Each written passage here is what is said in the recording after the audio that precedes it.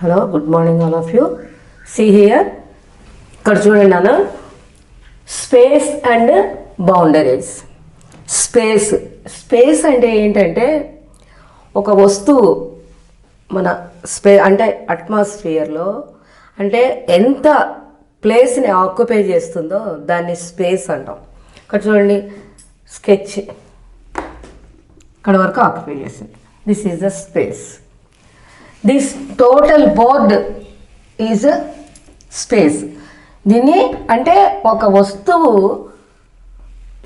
ఎంత ప్లేస్ని ఆక్యుపై చేస్తుందో అది స్పేస్ అంటాం అన్నమాట. Space and boundaries. ఇప్పుడు ఇది రెక్టాంగిల్,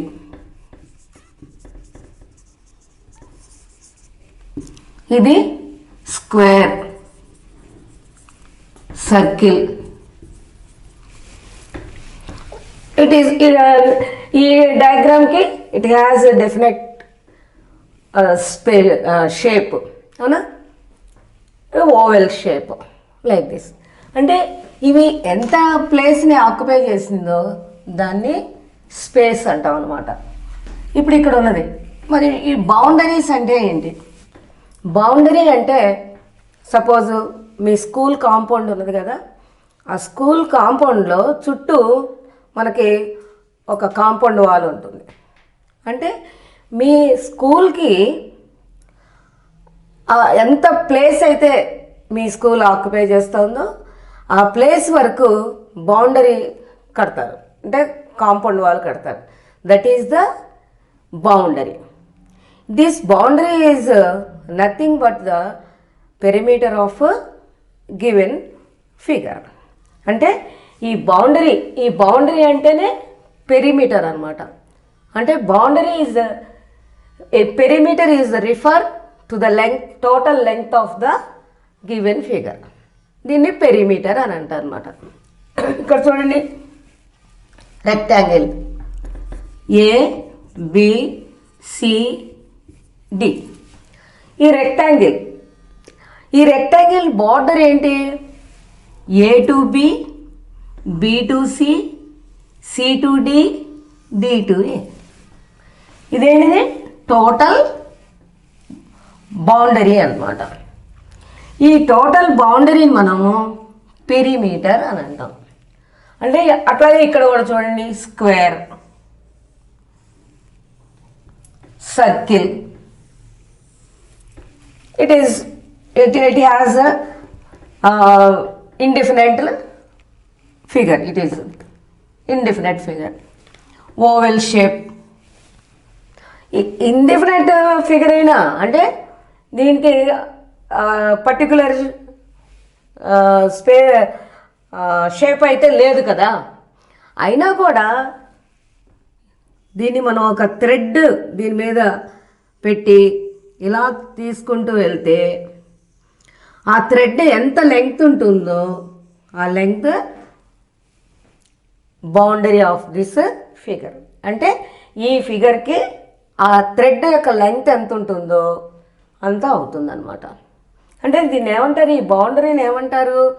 పెరిమీటర్ అని కూడా అంటారు. అలాగే book perimeter. See this length, this length, this length and this length. ఈ 4 లెంగ్త్ని మనం ఎడిషన్ చేసుకుంటే అది వచ్చేది ఏంటిది? Perimeter of this book. ఓకేనా? రెక్టాంగులర్ షేప్ కదా, ఫస్ట్ రెక్టాంగులర్ షేప్ ఉంది కదా, దీనికి 4 బార్డర్స్ని కనుక మనం ఎడిషన్ చేసుకుంటే అది పెరిమీటర్ అవుతుంది అనమాట. అంటే ఇక్కడ ఫైనల్గా మనం ఏం చేస్తాము? Perimeter refers to the total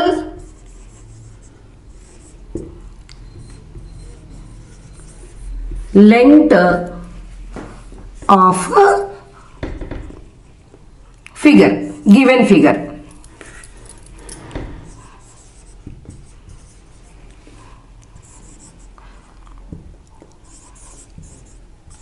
are border.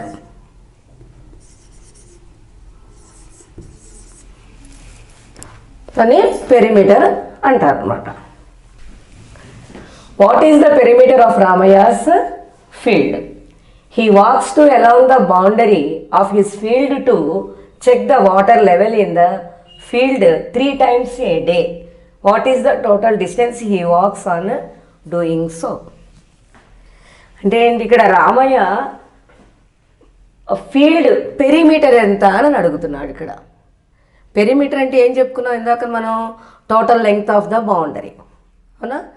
అయితే రామయ్య ఫీల్డ్ ఏ షేప్లో ఉంది? Length 15 metres, breadth 15 metres. అంటే ఇది ఏ షేప్లో ఉన్నట్టు? స్క్వేర్. స్క్వేర్ షేప్లో ఉన్నట్టు, అవునా? అయితే దీనికి పెరిమీటర్ అడుగుతున్నాడు. పెరిమీటర్ అంటే ఏంటి? బౌండరీ. పెరిమీటర్ అంటే బౌండరీ. అయితే ఇక్కడ ఏం చేశాడు?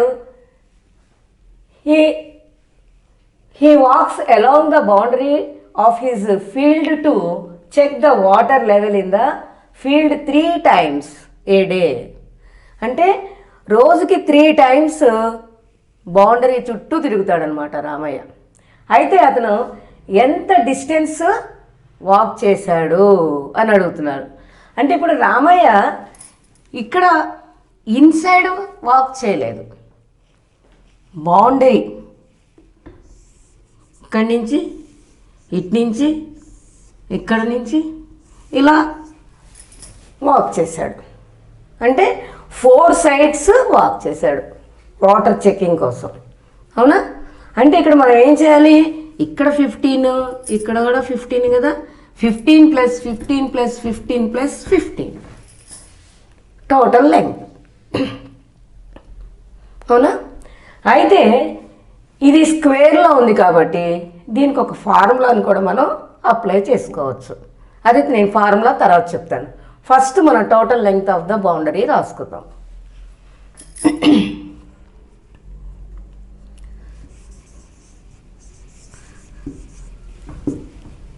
Length of the field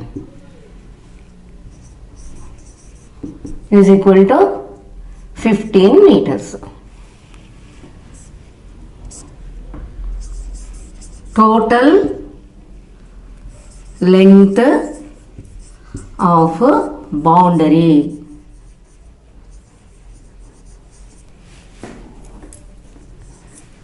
total length of boundary అంటే టోటల్ లెంగ్త్ అంటే ఇక్కడి నుంచి ఇక్కడికి, ఇక్కడి నుంచి ఇక్కడికి, ఇక్కడి నుంచి ఇక్కడికి, ఇక్కడి నుంచి ఇక్కడికి. అంటే ఎంత అయింది ఇది? 15. అంటే 15 + 15 + 15 + 15 60 meters. అంటే ఇక్కడ total length of the boundary అంటే మనం ఏమనుకున్నాము? పెరిమీటర్ అనుకున్నాం. 60 meters. అయితే he walks 3 times. He walks 3 times అన్నారు కాబట్టి he walks 3 times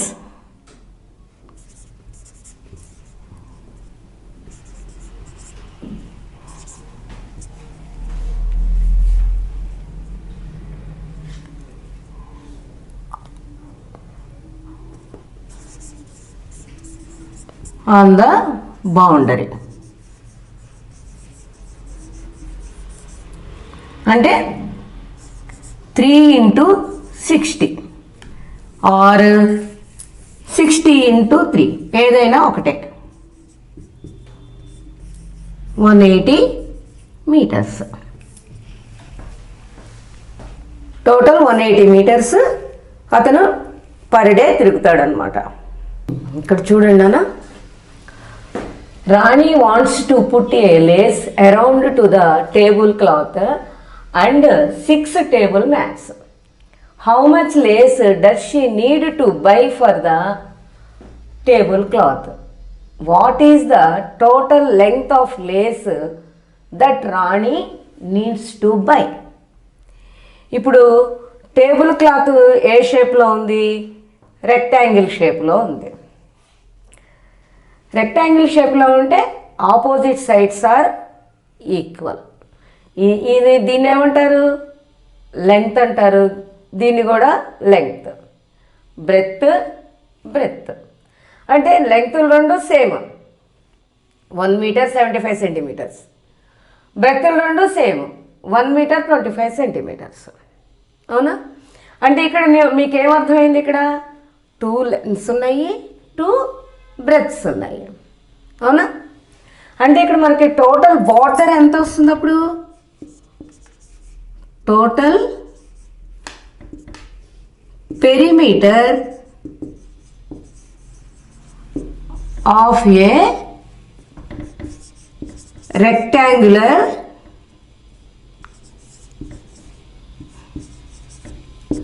cloth, 2 lengths plus 2 breadths, that is equal to 2 into 1 meter 75 centimeters plus 2 into 1 meter 25 centimeters. ఇప్పుడు into చేసుకుంటే 10, 2 7 15 plus 1, 14 plus 1 15, 2 2 or 2 1 2, 2 plus 1 3, plus 2 5 10, 2 2 4 plus 1 5, 2 1 2, that is equal to 6 meters. అంటే cloth lace needed for 1 table cloth. Lace needed for 1 table cloth.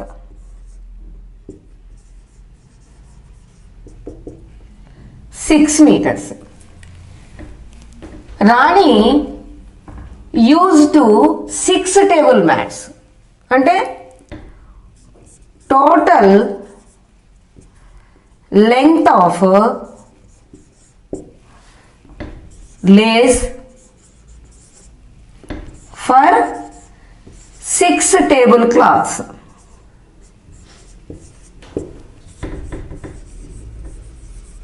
That is equal to 6 into 6 meters, 36 meters.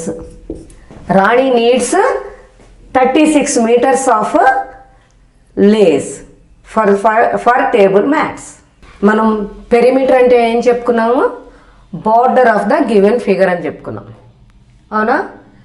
అంటే చుట్టూ కొలత అంటారు తెలుగులో. చుట్టూ ఉన్న కొలత చుట్టూ కొలత. అవునా? దీన్ని పెరిమీటర్ అని చెప్పుకున్నాం కదా. అయితే ఈ క్వశ్చన్లో ఏమన్నారు? The perimeter along with the shape are given below, find the missing length of 1 side. ఇది ఎంత ఉంటుంది అని అడుగుతున్నారు. ఇక్కడ ఇది ఎంత ఉంటుంది అని అడుగుతున్నారు. ఇక్కడ మనకి పెరిమీటర్స్ ఇచ్చేసారు. అవునా? ఇక్కడ చూడండి పెరిమీటర్. దీన్ని ఈ షేప్ని ఏమంటారు? ట్రెపీజియం అంటారు. ఈ షేప్ని trapezium.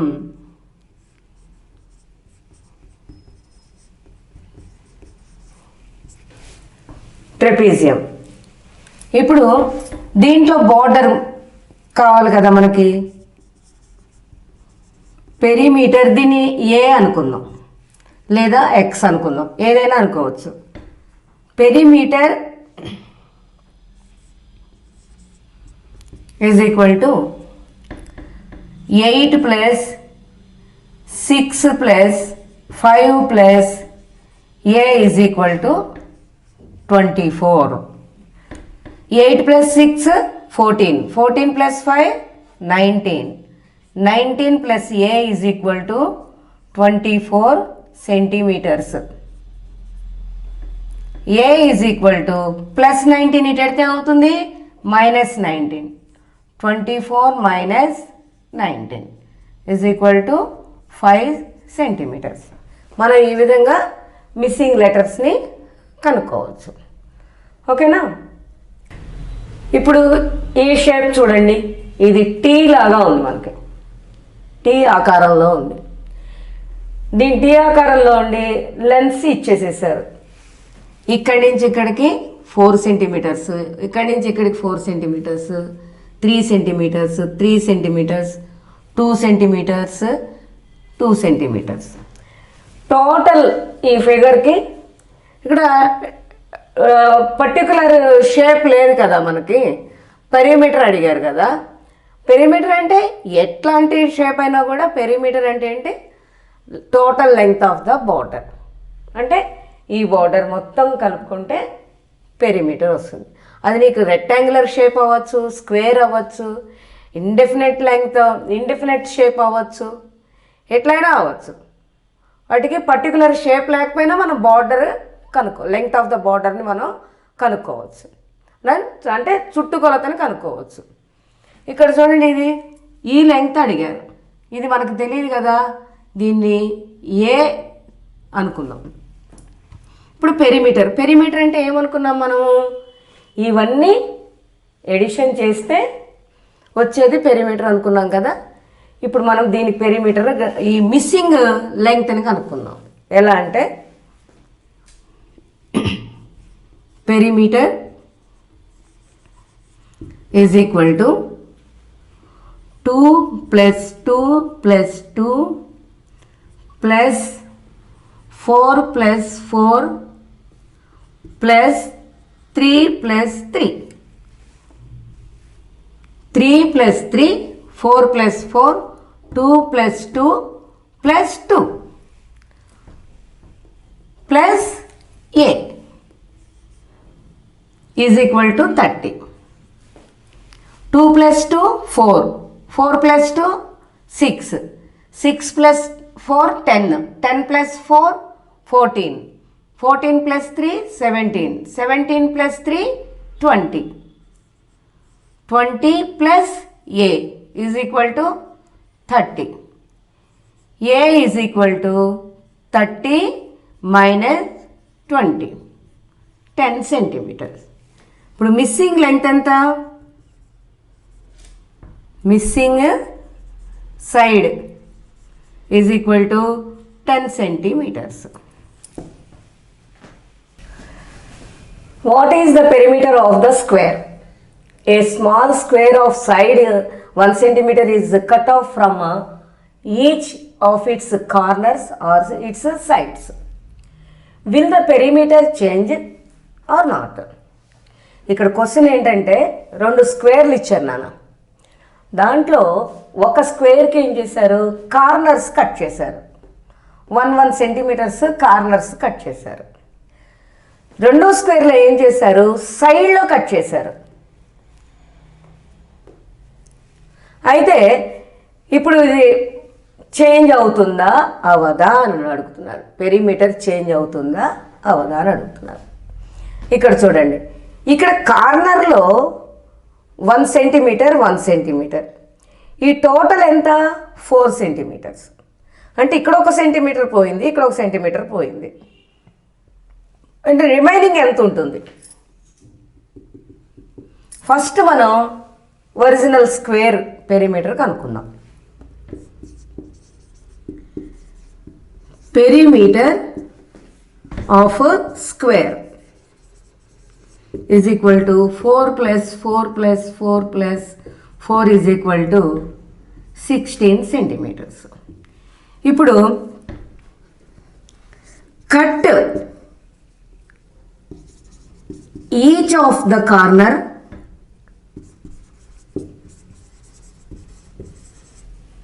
by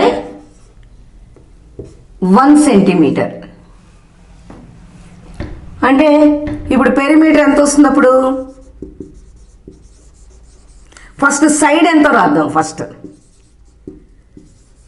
side is equal to 1 centimetre plus 1 centimetre, total 4 సెంటీమీటర్లు కదా. మరి 1 సెంటీమీటర్ 1 సెంటీమీటర్ వచ్చింది. అప్పుడు రిమైనింగ్ ఎంత రావాలి మనకి? 2 సెంటీమీటర్స్ రావాలి. ఇప్పుడు పెరిమీటర్ ఈజ్ ఈక్వల్ టు 1 + 2 + 1, ఇది ఒక సైడ్. 1 + 2 + 1, ఇది ఇంకో సైడ్. 1 + 2 + 1, ఇది ఒక సైడ్. 1 + 2 + 1, ఇది ఒక సైడ్. ఇప్పుడు టోటల్ 4 + 4 + 4 + 4, 4 + 4 + 4 + 4, 16 సెంటీమీటర్స్. ఇప్పుడు పెరిమీటర్లో ఏమైనా చేంజ్ వచ్చిందా? No change in perimeter.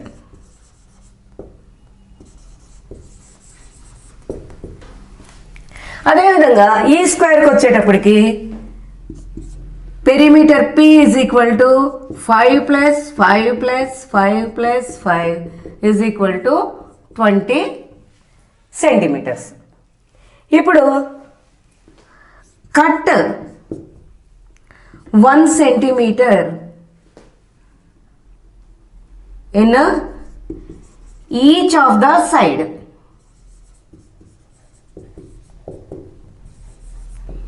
అప్పుడు మనకు ఒక సైడ్ ఎంత వచ్చిందో చూద్దాం. సైడ్ ఈజ్ ఈక్వల్ టు, ఇక్కడ చూడండి, ఇది కదా సైడ్, ఇది మొత్తం ఒక సైడ్ అవుతుంది కదా. ఈ సైడ్ ఎంతో చూద్దాం. 1 2 3 4 5, ఇదే కదా. ఇక్కడ కట్ అయింది, ఇక్కడ కట్ అయింది, అవునా? అంటే అప్పుడు side 1 + 1 + 1 + 1 + 1, 1 1 1 1 1, 5 ones equal to 5 centimetres. ఇప్పుడు 4 సైడ్స్ ఉన్నాయి కాబట్టి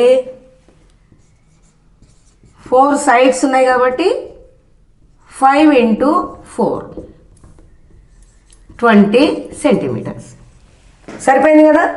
ఇక్కడ 5 5 5 5, టోటల్గా ఈ 1 కౌంట్ చేసిన మనకి 20నే వస్తాయి. చూడండి, 1 2 3 4 5 6 7 8 9 10 11 12 13 14 15 16 17 18 19. See once again, 1 2 3 4 5 ఈ సైడ్ వచ్చింది. 1 2 3 4 5, 1 2 3 4 5, 1 2 3 4 5. సి ఇక్కడ కూడా 5 4s 20 సెంటీమీటర్స్. ఓకే, ఇప్పుడు వరకు మనం పెరిమీటర్ చెప్పుకున్నాం కదా. ఇక్కడ స్పేస్ గురించి చెప్పుకున్నాం. స్పేస్ అంటే ఏం చెప్పాము? ఏదైనా ఒక వస్తువు, any item occupies the place. అంటే ఏదైనా ఒక వస్తువు ఎంత ప్లేస్లో అయితే సరిపోయిందో దాన్ని స్పేస్ అంటారు ఇంగ్లీష్లో, అవునా? ఇప్పుడు ఇక్కడ ఒక బ్లాక్ బోర్డ్ ఉంది. అంటే ఏంటి ఇక్కడ స్పేస్ అంటే? మనం స్పేస్ ఆర్ ఏరియా, ఎంత ఏరియాని ఆక్యుపై చేస్తూ ఉంది. అంటే ఒక వస్తువు ఎంత స్థలాన్ని ఆక్రమిస్తుందో దాన్ని ఏరియా ఆఫ్ ద వస్తువు అని అంటే ఏరియా అంటే వైశాల్యము, స్పేస్ అంటే స్థలము, వైశాల్యము అంటారు. ఏరియా అంటే an item is occupies the space is known as area. అంటే ఒక వస్తువు ఎంత స్పేస్ని ఆక్రమిస్తుందో దాన్ని ఏరియా అంటారు, స్పేస్ అన్నమాట. ఇప్పుడు ఇక్కడ చూడండి, బ్లాక్ బోర్డు. ఇక్కడ ఈ బ్లాక్ బోర్డు ఇటువైపు ఎన్ని సెంటీమీటర్స్? 1 2 3 4 5 6 7 సెంటీమీటర్స్ పైన లెంగ్త్ ఆక్యుపై చేసింది. బార్డర్ వచ్చేసి 1 2 3 4 5 6 సెంటీమీటర్స్ ఆక్యుపై చేసింది. అంటే ఇక్కడ స్పేస్ ఎంత? స్పేస్ అంటే మనం ఏమనుకున్నాము? ఏరియా. అంటే ఈ బ్లాక్ బోర్డు ఎంత ప్లేస్ని ఆక్రమించింది అంటే ఈ మొత్తం ఏరియా అంటే ఈ లోపల ఉన్నటువంటి మొత్తం స్థలాన్ని ఏరియా అంటారు. ఎంత ప్లేస్ ఆక్రమించింది? ఇటువైపు 7 సెంటీమీటర్స్, ఇటువైపు 6 సెంటీమీటర్స్. అంటే area is equal to 6 × 7 42 square centimetres. ఇక్కడ స్క్వేర్ సెంటీమీటర్స్ ఎందుకు అంటున్నాము? 6 centimetres into 7 centimetres. 6 centimetres, centimetres into centimetres, square centimetres. అందుకని మనం ఇక్కడ 42 స్క్వేర్ సెంటీమీటర్స్ అంటున్నాం అనమాట.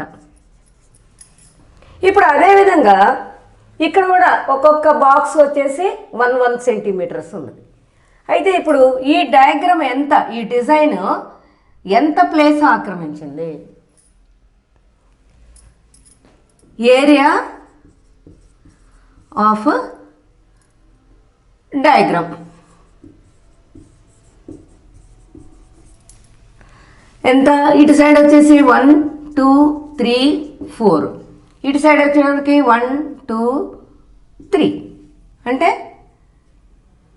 4 × 3 12 స్క్వేర్ సెంటీమీటర్స్. ఈ డయాగ్రామ్ వచ్చేసి 12 స్క్వేర్ సెంటీమీటర్స్ని ఆక్యుపై చేసింది. అంటే ఇప్పుడు దీన్ని ఏమంటాం? ఏరియా అంటాం అనమాట. ఏరియాని స్పేస్ అనొచ్చు, ఏరియా అనొచ్చు. స్థలము, స్పేస్ అంటే స్థలము, ఎంత స్థలాన్ని ఆక్రమించింది. మనం మ్యాథ్స్లోకి వచ్చేటప్పటికి మనం దాన్ని ఏమంటాము? వైశాల్యము. అంటే ఇంగ్లీష్లో ఏమంటారు? ఏరియా. అంటే area of the diagram is equal to 4 × 3 is equal to 12 square centimetre. ఈ విధంగా మనం ఏ వస్తువునైనా కూడా మనం ఎంత ప్లేస్ ఆక్రమించింది, ఎంత స్పేస్ ఆక్రమించింది అంటే ఎంత ఏరియా అని మనం కనుక్కోగలుగుతాం.